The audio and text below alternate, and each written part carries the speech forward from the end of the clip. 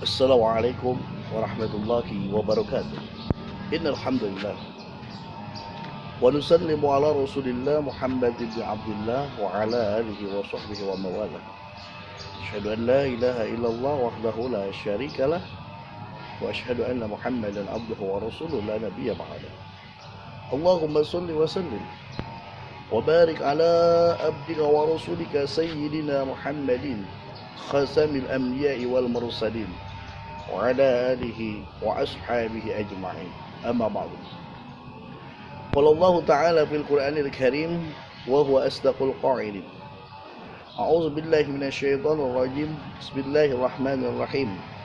Inna Allah la yughayyiru ma biqaumin hatta yughayyiru ma bi anfusihim. Al-ayah. Shadaqallahul 'azim. Wa sadaqa rasuluhun nabiyyu habibul karim. Wa nahnu ala zalika minasyahidin wasyakirin walhamdulillahi rabbil alamin. Sahabat online yang dimuliakan oleh Allah Subhanahu wa taala. Marilah kita panjatkan puji dan syukur kita ke hadirat Allah Subhanahu wa taala dengan mengucap alhamdulillah. Pada pagi yang cerah ini Allah masih memberikan napas kepada kita sehingga Allah masih memberikan umur panjang dan kesehatan sehingga kita bisa melaksanakan amaliyah ibadah di bulan Ramadan. Semoga amaliyah ibadah puasa kita diterima oleh Allah Subhanahu wa taala. Salawat dan salam semoga tetap tercurah keharibaan junjungan kita, dialah baginda kita Nabi besar Muhammad sallallahu alaihi wasallam, dan juga kepada keluarga dan para sahabat-sahabatnya, termasuk kita selaku umatnya mendapat syafaatul uzma di yaumil qiyamah. Sahabat online yang dimuliakan oleh Allah Subhanahu wa taala. Tema kita pada pagi hari ini adalah tentang takdir.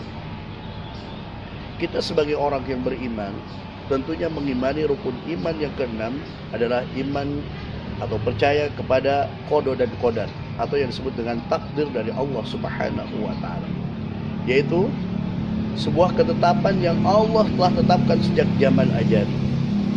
Ini tidak bisa dipungkiri semuanya, itu adalah merupakan ketetapan Allah Subhanahu wa taala. Namun ketika Allah Subhanahu wa taala menetapkan suatu ketetapannya, ada ketetapan yang boleh dirubah dengan usaha-usaha manusia dan ada ketetapan yang tidak boleh dirubah.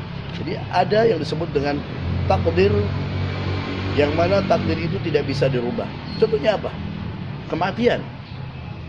Yang namanya kematian semuanya pasti akan merasakan namanya kematian. Kullu nafsin dha'iqatul maut.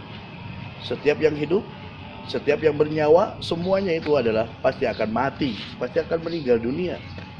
Ketika Allah sudah menetapkan takdirnya untuk kematian tersebut, maka kematian itu tidak bisa dimajukan dan tidak bisa dimundurkan.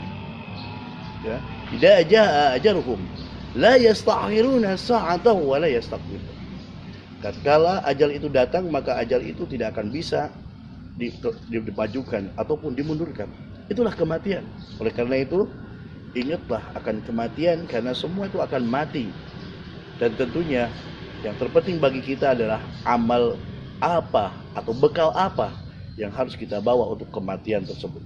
Yang kedua, ketetapan Allah Subhanahu wa taala, takdir Allah tersebut bisa dirubah. Karena tentunya dengan usaha-usaha manusia. Allah berfirman dalam Al-Qur'an, "Innallaha la yughayyiru ma biqaumin hatta yughayyiru ma bi anfusihim." Innallaha, sungguhnya Allah, la yughayyiru ma biqaumin, tidak akan merubah nasib suatu kaum hatta yughayyiru ma bi anfusihim, sehingga dia mau merubahnya atau kaum tersebut mau merubahnya.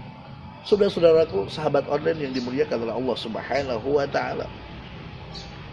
Takdir ketetapan Allah bisa dirubah dengan usaha-usaha manusia. Contoh, seorang anak yang tidak bisa apa-apa dalam keadaan bodoh, karena ketika manusia dilahirkan dalam keadaan bodoh. Allah berfirman dalam Al-Quran, "Wallahu akhrajakum min butuni ummahatikum la ta'lamuna syai'a."